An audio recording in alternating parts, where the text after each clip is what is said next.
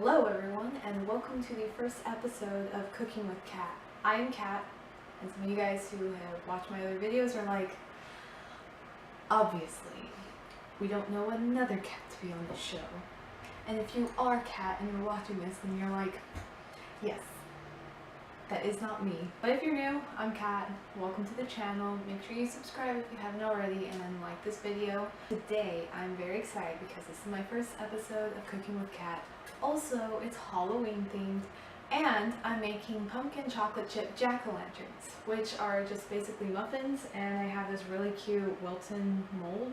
I'm not being sponsored by anyone. I'm just being a human who uses stuff that has names. So unless Wilton, you want to sponsor me, then that'd be cool, or like Target, because I think I got this from Target.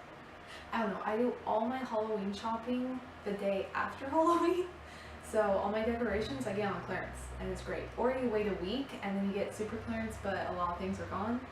But this is really cute. I'm going to be making jack-o'-lanterns. If you don't have this, then you can use a regular muffin tin. That's totally fine. I also have my handy-dandy notes because I don't have this recipe memorized. So, another reason why I'm just a normal human being. I am preheating my oven to 400 degrees. It's at 300 right now, but by the time we have everything mixed up, it's going to be ready to go and you just put it all in. Preheating your oven is really important because if you don't, then you get everything mixed up and you're ready to go, and then you're like, well now I gotta wait for it to heat up. Trust me, it's happened to me and it's not fun waiting. I sometimes get impatient. But yeah, I grew up watching Sandra Lee, so I'm really excited. I was very inspired by her. And then actually I grew up watching cooking channels in general, so I'm very excited to be starting this.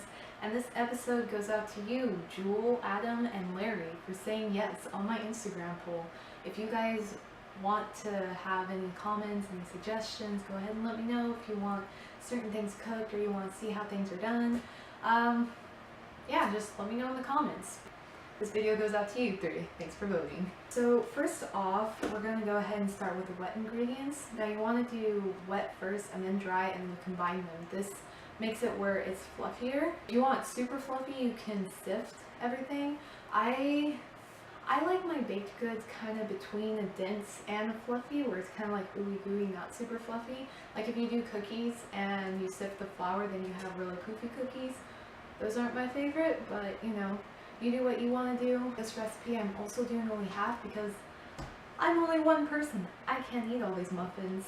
So, if you want to make double of what I end up making, then go ahead and just double the recipe, or triple it, or quadruple it. If you're having like a party or a get-together, or you're making it for school. I don't know if you could do this for school anymore. I know sometimes baked goods are banned if they're homemade. Not sure, that's sad, but yeah, let's go ahead and start. I gotta go wash my hands because I just put my hands through my hair. And it's very important that if you do put your hands through your hair or you touch anything, you gotta wash your hands, especially if you're making food for other people, because that is gross. But first off, we're gonna use 2 eggs. Like I said, if you're doubling this, then you're gonna use 4. I'm using half a recipe, so that's why I'm only doing 2. You're just gonna crack them and put them in the bowl, just like that. I'm going to throw these out. Again, you're going to want to wash your hands because you have raw egg all over your hands. Okay, so 1 cup of sugar you're going to add to this. Sugar, oops, that's flour. Sugar is always added to the wet ingredients, even though it's not technically wet. It's a little confusing, but anytime you're baking, usually the sugar goes in with the eggs or the butter. So we're going to want 1 cup of that.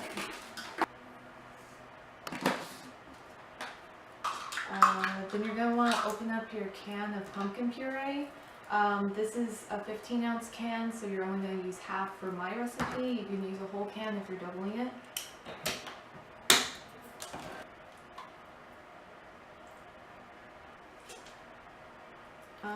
Yeah, that looks like half. Put that off to the side. Let's see. So then we're going to use 3/4 of a cup of canola oil. You know, I thought I had everything prepared, but obviously I don't. And that's okay, because that's just a part of cooking. As long as you're having fun, it doesn't matter like how long you take, or if you're a fast baker, if you're a slow baker, if you cook something simple, if you cook something really complicated. Everyone has to start out somewhere. And this is a really simple recipe, so I highly recommend going and giving it a go if you haven't baked anything before. So that's 3/4 of a cup of oil. You're just gonna mix it all together. You could of course put this in a mixing bowl, like with the standing mixer, I believe it's called. Shoot, I can't remember. It's the KitchenAid, I'm sorry, I can't remember. You can use that, you can use beaters. But I'm just gonna mix this all by hand. It's also less dishes, but I mean, it's up to you. This one's also harder, so you just kind of have to weigh the pros and cons. That's okay. Being messy is a part of baking. So that's all mixed up. I don't know if you can see it. It's like, it kind of looks like pumpkin pie filling, and that's basically what you want. It's kind of drippy, kind of. But anyway, so we got all the wet mixed up, and we're gonna move on to the dry. I'm gonna set this off to the side. I'm gonna grab another bowl. I'm gonna go ahead and do my dry ingredients. So that's like the flour, the baking powder, the salt, spices. So you're gonna mix it all together, and I'm just using a fork because it's simple. First off, you're gonna need 1.5 cups of flour.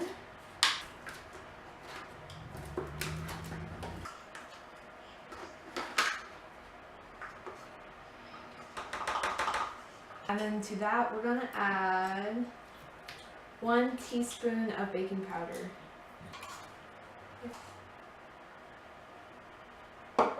See, I just ungoofed.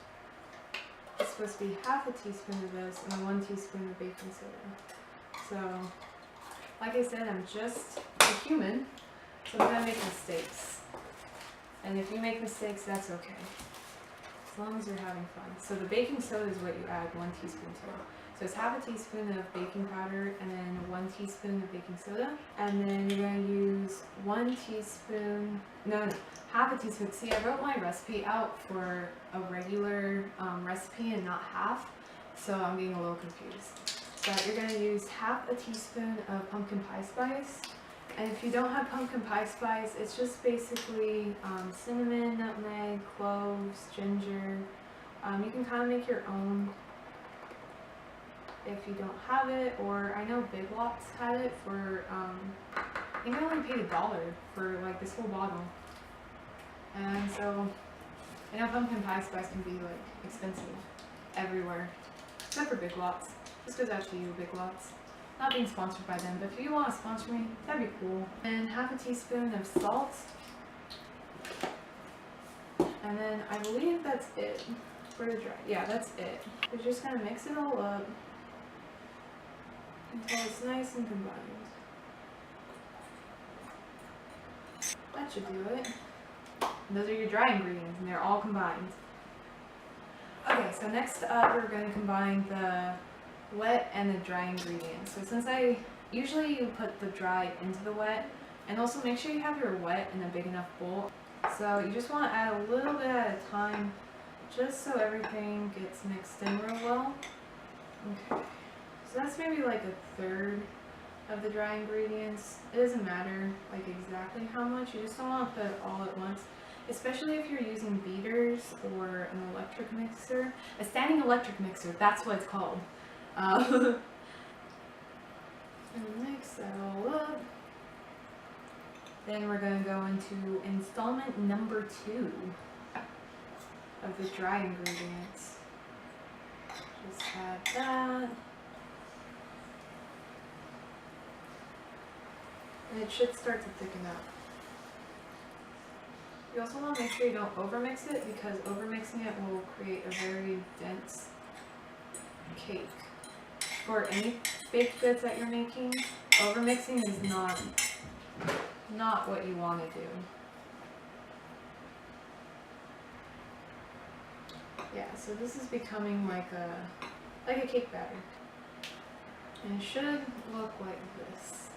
And if you pull it up, it's just gonna plop right into the bowl. And then next up, you want to add about a cup of chocolate chips.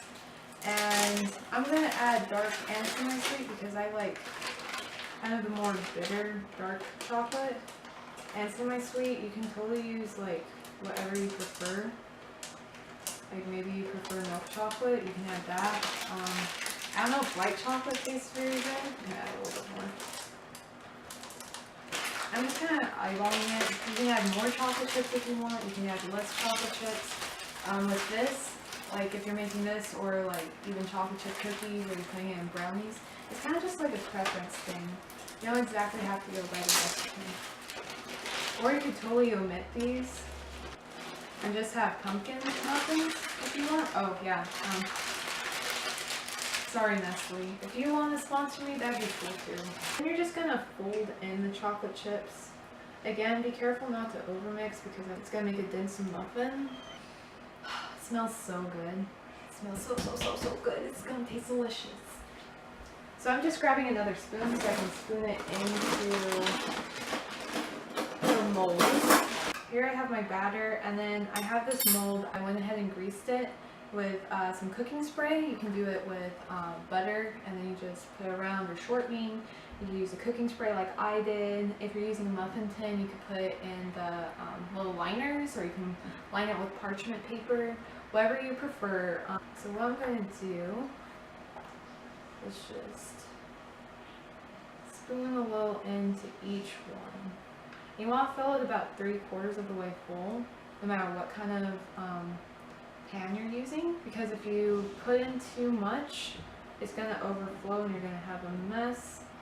Also with this, you might want to play around. Like if the first batch is not poofy enough, like you didn't put enough batter in, then go ahead and put a little bit more in the next one, and vice versa. So if you put in too much, then go ahead and take a little bit out of your next one.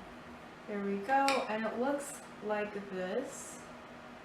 And then you're going to take your oven mitt. I have this really cute oven mitt. This is Happy Halloween. It has like a little haunted house on it. And then you're just going to go ahead and pick these up. And then, like I mentioned before, this is at 400 degrees. It's already been preheated, which is very important. Don't forget to preheat your oven, because otherwise you're going to have to spend this time waiting for it to heat up. So I'm just going to put it in. Okay, and that's going to be in there for about 15 to 17 minutes, so I will see you then. Oh, and also you're going to know when it's done if you take a toothpick or a knife and you poke through it, and you take the toothpick or knife, whatever you poked it with, and it comes out clean. If it doesn't come out clean, you're going to need some extra time. Okay, so that's my timer, and I'm going to go ahead and see if these are done. Ooh, they look done. Pull it out a little. So that brown stuff is just the cooking spray I put on. I don't think they're done. They're not done. So if you look at this, sorry, it's not focusing, but on here, it's the batter. See, that's chocolate, but this is the batter. The batter is what you want to make sure is cooked. So I need to put this in for like 2 more minutes. Be very careful and always wear your oven mitt. And then you just wait. Okay, so it has been 2 minutes, and we're going to check again, see if these are done. Okay, so they're still not done. They're going to need a couple more minutes. Okay, so that's 2 more minutes, and hopefully they're done. They look done, but I've been saying that the last few times. Let's see. Oop, they feel done. Yep, they're done. See, look at that. All clean.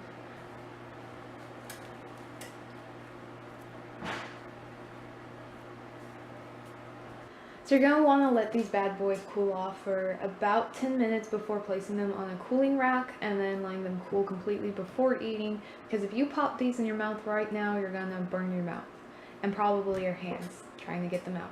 So make sure you let them cool, and then you go ahead and eat them. And then I will show you a picture of how these turned out, and I'm really excited to eat these because they look delicious. So I hope you guys all enjoyed the first episode of my cooking show, Cooking with Kat. And I must say these look delicious. I'm gonna finish letting them cool off, then I'm gonna make, it looks like maybe 2 more batches. So I'm gonna have some, I'm gonna share some, because that's a lot of muffins for one person to eat. And make sure you subscribe if you're not subscribed, and like this video if you enjoyed it. And I will see you in the next episode. Until then, I'm Kat, and thanks for watching. Ooh, it smells good in here.